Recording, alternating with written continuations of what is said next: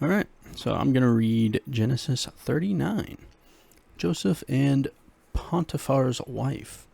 Now Joseph had been taken down to Egypt. Potiphar, an Egyptian who was one of Pharaoh's officials, the captain of the guard, bought him from the Ishmaelites who had taken him there.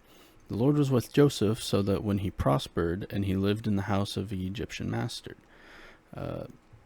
When his master saw that the Lord was with him, and the Lord gave him success in everything he did, Joseph found favor in his eyes and became his attendant. Potiphar put him in charge of his household, and he entrusted to his care everything he owed. From the time he put him in charge of his household and all that he owned, the Lord blessed the household of the Egyptian because of Joseph. The blessing of the Lord was on everything Potiphar had, both in the house and in the field. So Potiphar left everything he had in Joseph's care.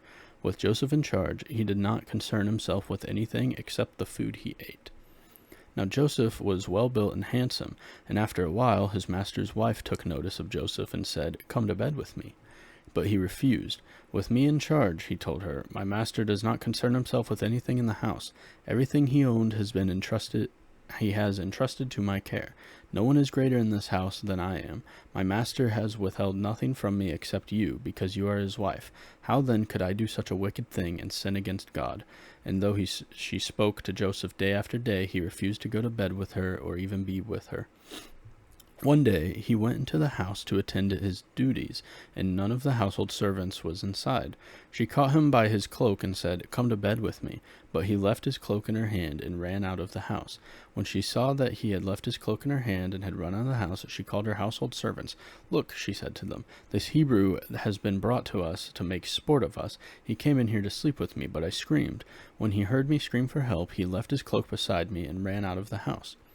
She kept his cloak beside her until his master came home. Then she told him this story. "That Hebrew slave you brought us came to me to make sport of me, but as soon as I screamed for help, he left his cloak beside me and ran out of the house." When his master heard the story his wife told him, saying, "This is how your slave treated me," he burned with anger. Joseph's master took him and put him in prison, the place where the king's prisoners were confined.